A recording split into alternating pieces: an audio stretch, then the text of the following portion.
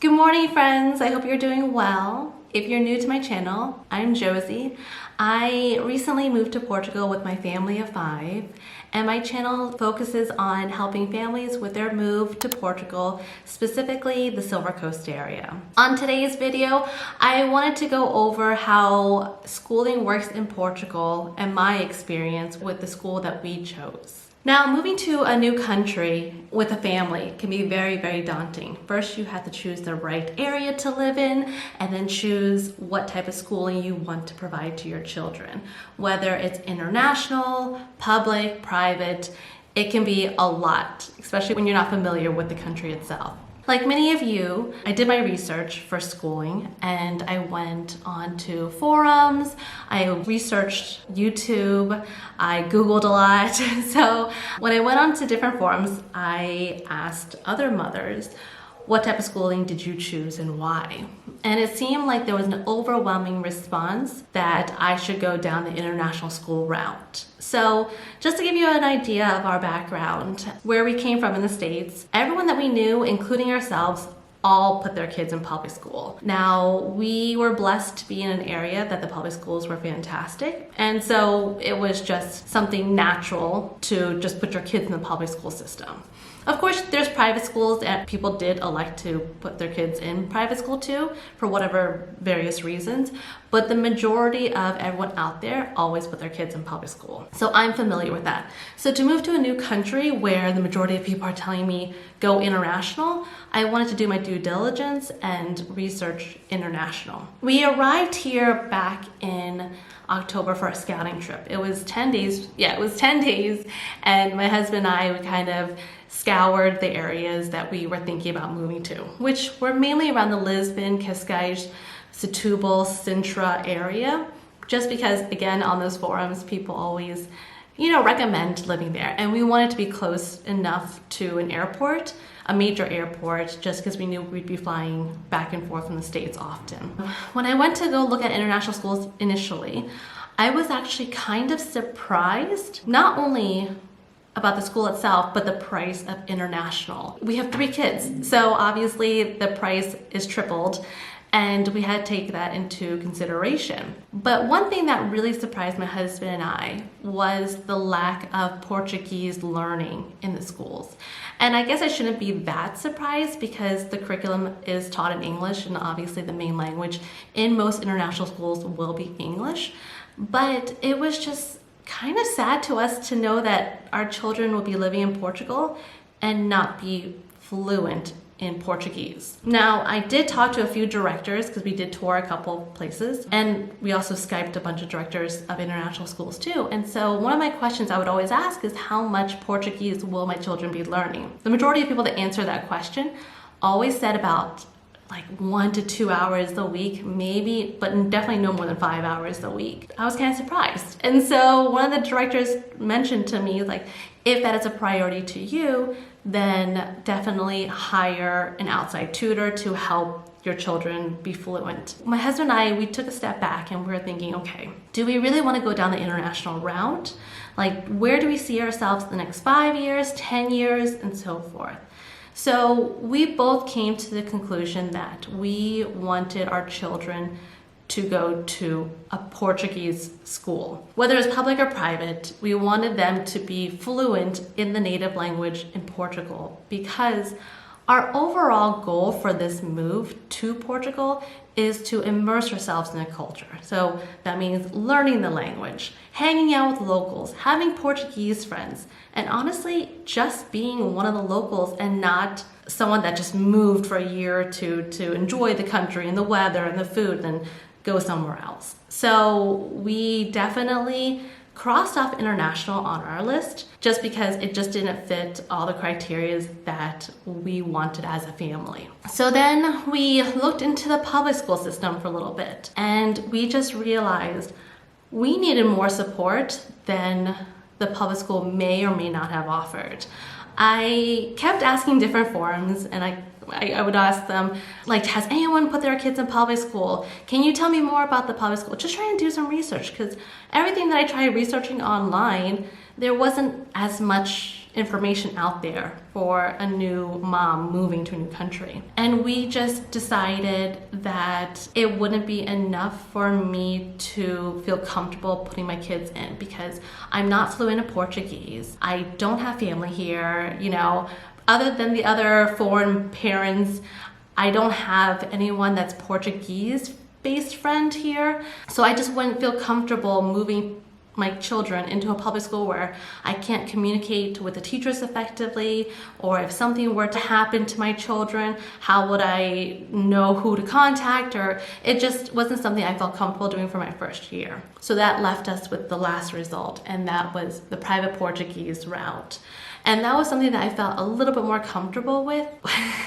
In my previous videos, I think I might have mentioned college was never on our radar initially. We didn't even know college existed, and I didn't even know if I wanted to live an hour north of Lisbon. And so during our scouting trip, my husband and I, we randomly, I think I posted something, I forgot what it was, but someone had mentioned, oh, you should check out College. And I'm like, okay, so I literally booked an Airbnb like 2 nights before we headed here, which was, we came here only for a day, like an overnight trip. And so when we came, or like as we were driving up, I started Googling schools around here, and I came across one. And I remember emailing the director and saying, oh, can we do a tour? Because obviously I'm in Portugal, I want to see the school and all that stuff. And she had replied back that she couldn't due to COVID. And so I was bummed, but you know, I liked the look of it so far.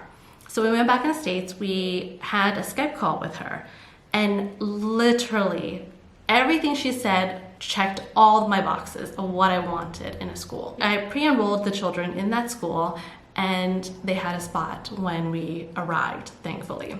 So let's go into my experience with that particular private school. What was great was, like any parents, you always worry about the transition, especially going from your native language of English to a new language where the school and the curriculum is taught in Portuguese.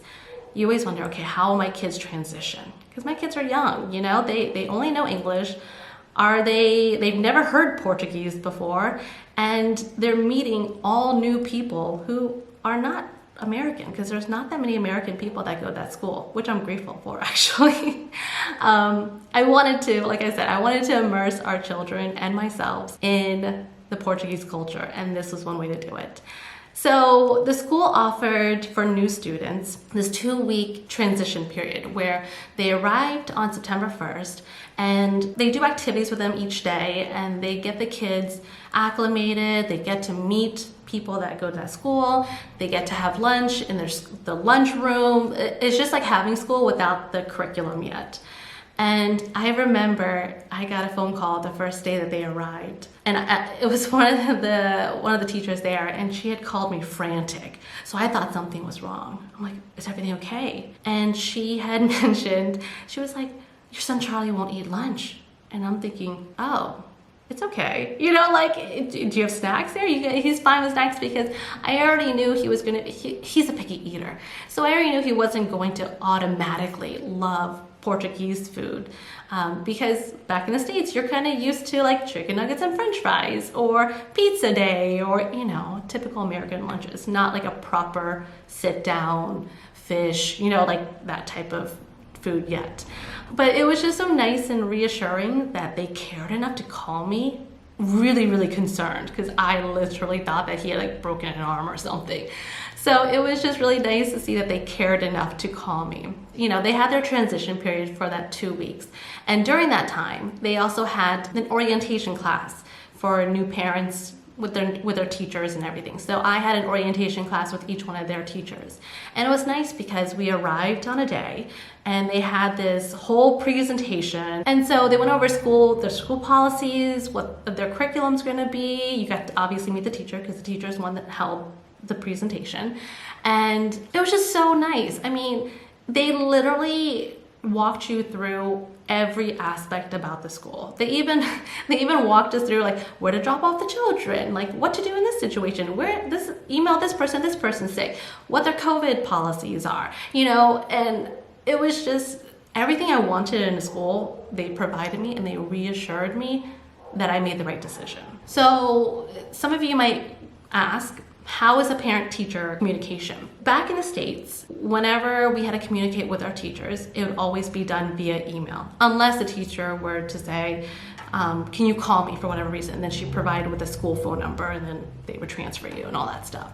Here, it's a little bit different. You still email the teacher if you need to contact them during the day, but they also give you a WhatsApp number. Most of my I believe I know most of the teachers' phone numbers, and then I'll WhatsApp them if I have any question. Each class actually has like a WhatsApp group, which can get a bit crazy because you'll get a million text messages through the day.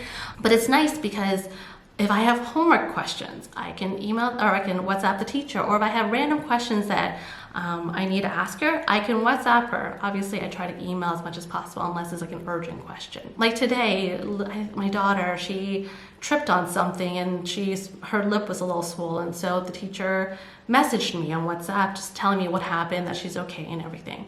So it's great that there's another form of communication that she feels comfortable reaching out to me with any problems and concerns. And again, it's very reassuring for a parent when you need to talk to the teacher for whatever reason. And what's also nice about that teacher in particular, all the teachers have been super nice, loving, and nurturing.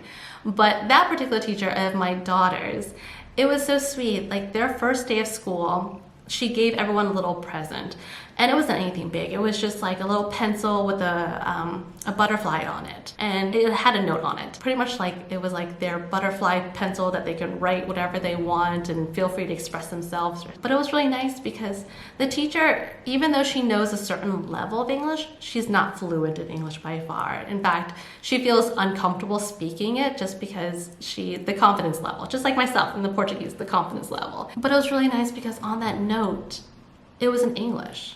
And I was actually taken back when I read it. I was like, oh my gosh, like it would have been so much easier if she just wrote everything in Portuguese and just, put on each one of the pencils.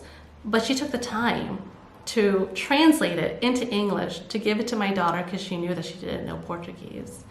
And I just thought that was so thoughtful that I had to take a picture. I had to send it to everybody I knew because I'm like, isn't she the sweetest teacher ever? There's just one of those things that I'm like, all right, I love this teacher way more than I thought, that I thought I would. So you may wonder, okay, how are the kids transitioning? Now that it's been a few months, they're in that school, do my kids hate it? And I would tell you wholeheartedly, they love school so much more now than they did back in the States. You might wonder why, right? And I think honestly, it's because the teacher's approach to everything. I think for my son specifically, because he takes some time to have to know his surroundings. He needs to feel comfortable. He needs to feel a certain level of, I don't know what it is exactly, but in the States, I don't think he and his teacher connected well. But this teacher specifically took the time to understand my son. She reaches out when she needs help, whatever reason, like for instance, the lunch situation. He is still picky, but she and I work together and we're like, okay, you know what? If you take 3 bites, she'll give you a star and I'll give you a star. Whatever the stars are worth, I don't know, but it's working and he loves it. And I think it's just because the teacher can understand and relate to his needs and wants. Plus, he loves learning languages. He loves that thrill of like learning a new word. So during dinner time, we'll sit there and say, okay, what is cinco? Or what is azul? Or, whatever. And then he'll be like, oh, it's blue, it's 5, and he just loves that, and I think that's helped a lot. Also here, the kids have been so amazing at making new friends, which has been completely different than back in the States, where sure, you have your school friends at school, but you don't really hang out with your school friends outside as much, or you don't really play with them outside of school. You have your school friends that you play in school, and then you have your like neighborhood friends that you play with on a daily basis. But here, it's been so nice because you have your academic hours, and then after academic hours, you have your, they're called academias, which are like after school activities that they provide. And then you have paid ones. But I'll kind of go into detail about that a little bit. But it's nice because the kids get to play with their school friends more outside of normal class. So they have a different type of relationship than just like a school classwork type of friendship. So my kids have been able to make so many friends because of that. And I think that that's also helped. Plus, even though my two older are in the same building, they're in different classes, but they do the same things, like they have lunch together. Even though they don't sit together, they have the same lunchtime together. They have the same recess time together. They have the same sports, and they share friends. So it's also been nice that they can see each other often, just to give them some sort of level of comfort. So another question I get asked is, how is the school helping with their Portuguese? And it's been so amazing to see the school help them so much. So they have extra Portuguese support. That's 3 times a week for about an hour and a half, where during the classroom, let's say they're working on whatever schoolwork that they're working on, a tutor who's fluent in Portuguese and English will come and grab my daughter and maybe another person that needs support and take them to another room where they will help them with the schoolwork that the other classmates are working on and help them teach Portuguese. And so that's been nice because they're getting additional support. And then another thing that my daughter's teacher did, which was kind of interesting, and I found this out later on. So my daughter has a girl that she became best friends with, and she speaks Portuguese and English, but they always speak English to each other. So they were sitting next to each other, and the teacher heard them speak in English. And so what the teacher ended up doing was breaking them apart and having like a Portuguese native speaker that doesn't speak English really help my daughter. So he would sit next to my daughter, or actually he sits next to my daughter now, and helps her with her schoolwork, but only in Portuguese, because the teacher wanted to encourage my daughter to learn Portuguese versus just relying on the English-speaking girl to help, So it was nice to see that she did that, because I was like, oh, that's so smart. Otherwise, she would never learn Portuguese. But honestly, the kids have learned so much more Portuguese as the days have gone on, just because they really learn when they're playing around with the other kids. And obviously hearing it and seeing it, and everything's in Portuguese. So I don't have any worries that they won't learn Portuguese, because I'm pretty sure their Portuguese is going to be better than my Portuguese very soon. And that is one thing I am worried about. All right, so kind of going into school activities. Like I was mentioning before, you have free activities that happened right after school. It's about like 4 o'clock to 5. And then you have paid activities that happen from 5 to 6. Now, the ones that are 5 to 6 ranges from like soccer to hip hop to cooking lessons to swimming, robotics. Oh my gosh, there's so many. Taekwondo. There's just so many. I can't even list it off my head. Oh, gymnastics, English, extra tutoring if you need to. And the prices do range. So I believe it ranges from like 12 euros up, and everything's a little bit different because each one costs different, but that's per month. And usually they have their paid activity once a week or twice a week. It just depends. So it's very, very affordable if you need the extra time and you want your kids enrolled. And the good thing is they do all the sports either at the school or near the school, and they provide all transportation. So you don't have to worry about picking your kid up, just like in the States. You pick your kid up, then you drive them to their after-school activity or sports or whatever. Then you have to wait there, come back, so you are not carpooling or having to chauffeur these kids around. They stay where they are, and then you come pick them up at whatever time, and it's amazing. And the kids love it. So it's October now, and the kids have already gone to a school field trip, which is amazing. So one of their school field trip was to Lisbon. The two olders went to Lisbon to see an outdoor play. And the youngest went to Mafra to see, I think, animals, like it was like outdoor garden or something. So it was nice to see that they offer, field trips and provide everything. So you pay, I think it was 20 euros or 22 euros, and they provided obviously the food and the transportation. So it was such a great experience for the children to do. So you are probably wondering, how much does this all cost, right? Because I was initially looking at international schools, and now I went down private Portuguese. So to give you a rough estimate, because I'm not going to include the activities or anything, but for your tuition, the material cost, all food, so food, drinks, snacks, all of that, because they do provide snacks too during the day. We pay about a little under 1,100 euros a month for all 3 kids. That does include a sibling discount, so just note that, just because obviously we have 3 kids. So I thought it was super, super affordable for what we have, and I can't stress enough how amazing our school has been so far. So what kind of advice would I give to someone that's moving to Portugal with kids and looking at schools? So one, I would have you guys write down your long-term goals. Are you planning on living in Portugal for more than 5 years?